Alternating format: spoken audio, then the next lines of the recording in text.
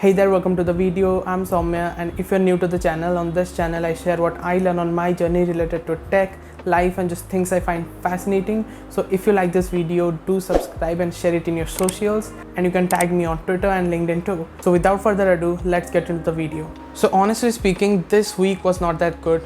I procrastinated a lot. I did not do things and just it was not productive. Like some weeks are better than others, and this was totally not the better one, right? So I did not even have any idea like on what to make this video for. So I just came up with this idea that why not just start a series. Like at the end of the week I will make a video where I just share random things that I learned from the internet, from books, and things that struck me, things that I find fascinating. So I guess this is the first video of that series, and let's just talk about some things that struck me or I found fascinating. So let's just get started. So if I did not procrastinate later, you would be seeing a screen capture now. Okay, so this is the video that popped up on my recommendations on YouTube. So this is pretty inspiring video. I'll be leaving a link in the description below. Just watch it, it's beautiful. And the thing that really struck me was that this line that it goes something like it, that the things that we call life were made by someone or created by someone no smarter than us, right? For example, what do we call life? For me, for example, my computers, my books, and my for example phone, things like that, these were made by someone. When you realize that this was made by someone who is just like us. For example, Steve Jobs, he made this whole touchscreen things, iPhone, the design, things like that, beautiful things. And when you realize that you could be that person, that is game changer, right? So this just struck me. So let's now jump on to the second thing. Okay, so I watch Lex Fridman's podcast, right? So, and I also love Cal Newport. So recently Cal Newport came to his podcast, so I obviously watched it because it's like I love these people, right? So at the end of this video, Lex tells this quote from Cal, that clarity about what matters provides clarity about what does not. And it's really beautiful. So what it means is that when you have clarity of the right things that matter to you, you just start knowing things why some things don't matter, and you just leave them, right? For example, when you have the clarity why working out matters, why exercising daily matters, and why that sweat every day matters, you start leaving things like junk food and things like that, right? This is just an example of this vast scenario that the quote covers, right?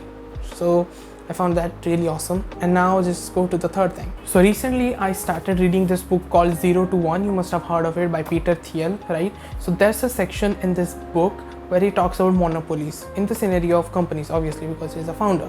So for example, a monopoly in the area of companies is obviously Google, right? And he presents a lot of facts why it is, and obviously we know that it is a monopoly. But what I found really fascinating is that monopolies don't say that they are monopolies. They try to say that they are competing, they have competitors. For example, he mentions a congressional meeting where Eric Schmidt, if he's a chairman, he was the chairman of Google in 2011.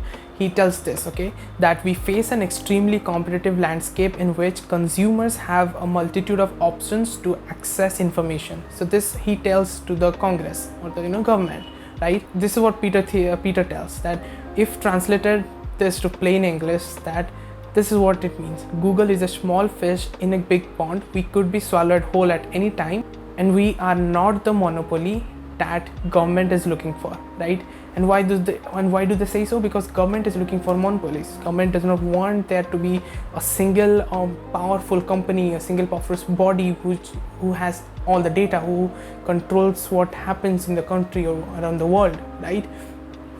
But what's really more fascinating is that and this is why they become monopoly. They know within that they have no competitors, but they show that they have competitors.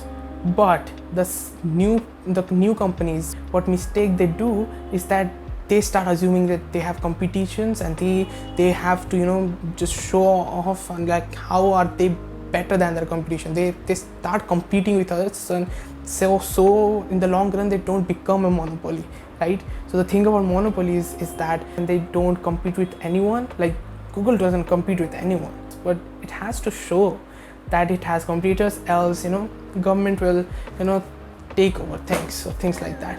I found this really fascinating, and I know this does not make any sense, or I just did not make it clear, but just things about monopoly, being a monopoly as a company is fascinating. So that was it for the video, and just thanks for watching me blabbering about things. I don't know, okay, but I just wanted to get out of this loop of procrastinating and just go create a video. And maybe this is not the best video I can make, but I'm just glad that I did.